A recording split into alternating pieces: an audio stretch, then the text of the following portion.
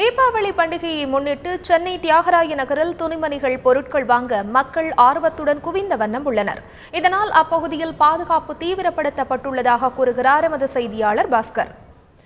D நகரில் மேற்கொள்ளப்பட்டுள்ள பாதுகாப்பு ஏற்பாடுகள் பற்றி சொல்லுங்க. தீபாவளி பண்டிகைக்கு 2 நாட்களே உள்ள நிலையில் சென்னை டி நகர் இருக்கக்கூடிய தியாகராய நகரில் மக்கள் கூட்டம் நிரம்பி வழிகிறது. அதனோட நேரடி காட்சியில் தான் நீங்கள் பார்த்து கொண்டிருக்கிறீர்கள். எங்கு பார்த்தாலும் மக்கள் கூட்டம் நிரம்பி வழிகிறது காரணமாக பாதுகாப்பை பலப்படுத்திக்கின்றனர் காவல்துறையினர். ஏற்கனவே பாதுகாப்பு பணியில் 500 காவலர்கள் ஈடுபட்டு வருகின்றனர். 200க்கும் மேற்பட்ட கேமராக்கள் அமைக்கப்பட்டு தொடர்ந்து கண்காணிப்பு பணி தீவிரமாக நடைபெற்று வருகிறது.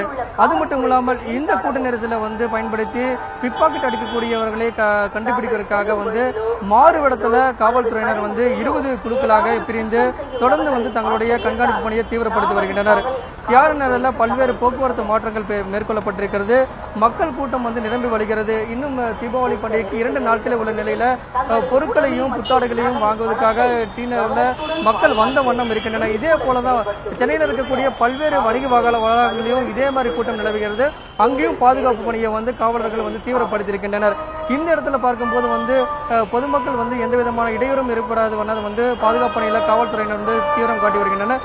தொடர்ந்து ஒலிபெருக்கிகள் மூலம் தங்கள் உடைமையை எவ்வாறு பாதுகாக்கணும், தங்கள் கூட்டி வரக்கூடிய குழந்தைகளை எவ்வாறு பாதுகாக்க வேண்டும் என்பது போன்ற தகவல்கள் ஒலிபெருக்கி மூலம் காவல்துறையினர் தொடர்ந்து தகவல்கள் தெரிவிக்கப்பட்ட வண்ணம் இருக்கின்றன.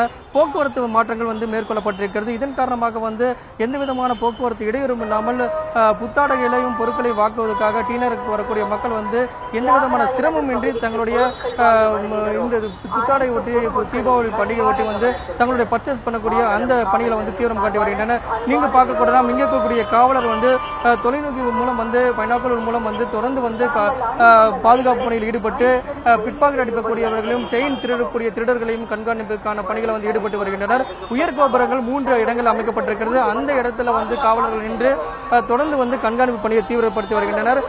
இது இன்றும் நாளை விடுமுறை என்பதால் கூட்டம் அதிகமாகும். அதன் காரணமாக பாதுகாப்பு பணியை தீவிரப்படுத்த உள்ளங்கிறது காவல்துறையுடைய தகவலாக இருக்கிறது.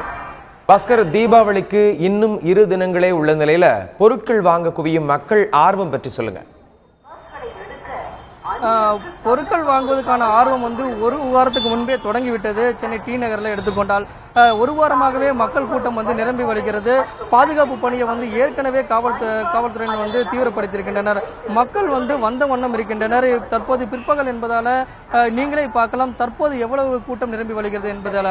மாலை நேரம் என்பதால வரும் பட்சத்தில் கூட்டம் மேலும் அதிகரிக்கும். நாளை ஞாயிற்றுக்கிழமை. அதன் காரணமாக மேலும் கூட்டம் அதிகமாகும். இதன் காரணமாக மக்களுடைய ஆர்வம் என்பது நாளுக்கு நாள் அதிகரித்து வருகிறது. இதை பயன்படுத்திக் கொண்டு இங்க இருக்கக்கூடிய கடைகளில் சலுகைகள் போடப்பட்டு கொடுக்கப்பட்டு தங்களுடைய வியாபார உத்தியை தீவிரப்படுத்தி இருக்கின்றனர் கடைக்காரர்கள்.